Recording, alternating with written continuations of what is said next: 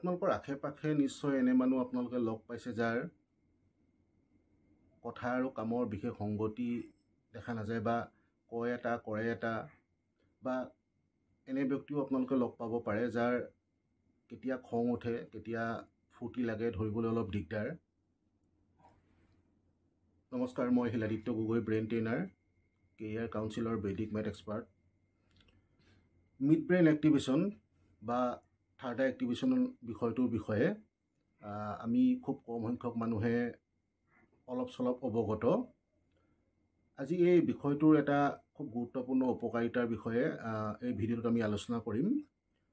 মানৱ মগজুৰ দুটা পাৰ্ট থাকে, এটাক আমি লেফ্ট ব্ৰেইন আৰু এটাক ৰাইট ব্ৰেইন বুলি কওঁ।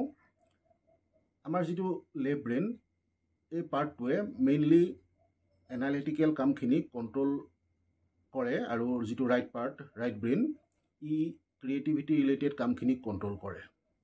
আৰু আমাৰ এই দুইটা অংশ প্ৰকৃততে বেলেঞ্চ থাকিব লাগে, কিন্তু আমি খুব কম মানুহে দুইটা পাৰ্ট, মগজুৰ দুইটা অংশ বেলেঞ্চ হৈ পৃথিৱীলৈ আহোঁ। গতিকে আপোনাৰ মোৰ বা প্ৰায় সকলোৰে অলপমান হ'লেও ইমবেলেঞ্চ আছে, এই কথাটো খাটাং। আমাৰ যিটো মিড ব্ৰেইন এক্টিভেশ্যন বা থাৰ্ড আই এক্টিভেশ্যন ট্ৰেইনিং বা ক্লাছ, ইয়াৰ যোগেদি আমি ব্ৰেইন বেলেঞ্চিং কৰাওঁ। আৰু যেতিয়া ব্ৰেইন ইমবেলেঞ্চ থাকে তাৰ লক্ষণসমূহ এনেকুৱা হয়। প্ৰথমে আপোনালোকক কোৱাৰ দৰে কিছুমান মানুহ এনেকুৱাও থাকে যাৰ কথা ক'ব এটা কিন্তু কামটো কৰিব বেলেগ, বা তেওঁলোকৰ কেতিয়া খং উঠে বা কেতিয়া ফূৰ্তি লাগে ধৰিবলৈ অলপ দিগদাৰ।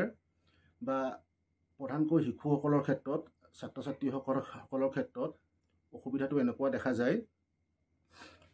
মেইনলি পৰীক্ষাৰ সময়ত যেতিয়া আমাৰ পঢ়াৰ প্ৰেছাৰটো অলপ বেছি হয়, তেতিয়া ব্ৰেইনৰ যিটো ইমবেলেঞ্চ, যদি ইমবেলেঞ্চৰ পাৰ্চেণ্টেজটো অলপ বেছি থাকে, তেতিয়া সেই ছাত্ৰ ছাত্ৰীসকলৰ পৰীক্ষাৰ সময়ত মূৰৰ বিষ হোৱাৰ দৰে কিছুমান প্ৰব্লেম হোৱা দেখা যায়। বা পাছৰ জীৱনত যেতিয়া সমস্যা বেছি হয় বা প্ৰেছাৰ বেছি পৰে, তেতিয়া আমাৰ মূৰ বিষ হোৱাৰো কিছুমান চান্স থাকে। গতিকে এই মিড ব্ৰেইন এক্টিভেশ্যন বা থাৰ্ড আই এক্টিভেশ্যন ক্লাছটোৰ যোগেদি আমি ব্ৰেইন বেলেঞ্চ কৰাওঁ, যিটো মই ভাবোঁ বহুত বেছি দৰকাৰী এটা বিষয়।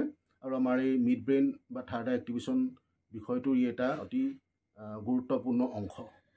ঠিক এনেদৰে আপোনালোকক আমাৰ সম্পূৰ্ণ বিষয়বিলাকৰ বিষয়ে ভৱিষ্যতেও অৱগত কৰাই যোৱাৰ প্ৰতিশ্ৰুতিৰে আজিলৈ